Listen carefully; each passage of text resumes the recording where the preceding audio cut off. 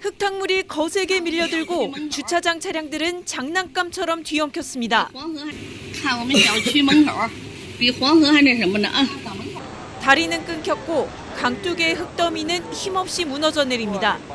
마을 골목길은 물바다가 됐고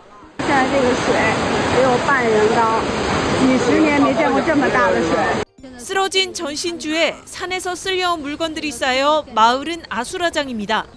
미처 빠져나오지 못한 채 창틀에 매달린 주민을 구하려고 구조대원이 헤엄쳐 들어가고 고무보트, 중장비까지 동원한 구조작전이 펼쳐집니다. 구조대도 접근할 수 없는 마을엔 헬기로 구호품을 공중 투하합니다. 지난 주말부터 중국 동북부 베이징과 텐진, 허베이성 등의 폭우가 이어지고 있습니다. 특히 수도 베이징의 지난 사흘간 평균 강수량은 165mm, 북부 미윈 등에선 540mm에 달했습니다. 베이징시는 지금까지 최소 30명이 숨지고 8만 명 넘는 이재민이 발생했다고 밝혔습니다. 여전히 적색 홍수경보, 주황색 폭우경보가 내린 상태로 저지대 주민 긴급 대피령도 내려졌습니다. 시진핑 국가주석은 총력 구조를 지시했습니다. 有关灾区救援救治、群众安置、抢险抢通、抢修各项工作持续进行中。 통상 재난 피해 규모를 상세히 공개하지 않는 중국 당국이 폭우 상황을 신속히 발표한 건 매우 이례적입니다.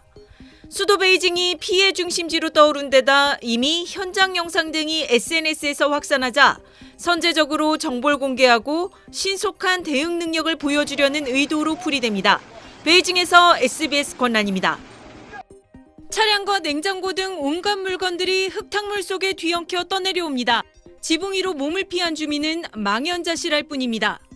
성인 남성이 머리만 내밀고 걸을 정도로 마을이 온통 물에 잠겼고 외부로 통하는 도로와 다리는 모두 끊겼습니다. 빗물이 걷잡을 수 없이 밀려 들어오면서 대중교통도 완전히 마비됐습니다. 지난 주말부터 중국 베이징과 허베이, 네이멍구 등에 폭우가 쏟아지고 있습니다. 특히 베이징 북부 미윈은 사흘 동안 최대 500mm 넘는 비가 쏟아지며 최고 등급인 적색 폭우경보가 발령됐습니다. 주민 4천여 명이 긴급 대피했지만 전기와 인터넷이 끊겨 구조가 쉽지 않았습니다. 洪水把这个道路冲垮了，所以说我们只能是徒步前进啊。 미윈 저수지에선 1959년 건설 이래 최대인 1초당 수영장 2~3개 양의 빗물이 유입돼 방류가 이뤄졌습니다. 인명 피해도 속출했습니다.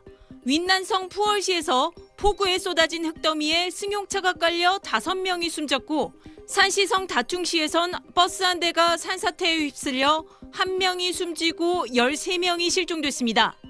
허베이성 푸핑시에서도 2명이 숨지고 2명이 실종 상태입니다. 허베이성 바오딩시에선 구조에 나섰던 SUV 차량이 급류에 휩쓸렸지만 운전자는 다행히 빠져나왔습니다. 未来24小时将在华北以及东北地区造成新一轮的这种强降水的天气。 기상당국은 국지적 폭우 가능성이 크고 산사태 등 2차 피해가 예상된다고 경고했습니다. 베이징에서 SBS 권란입니다.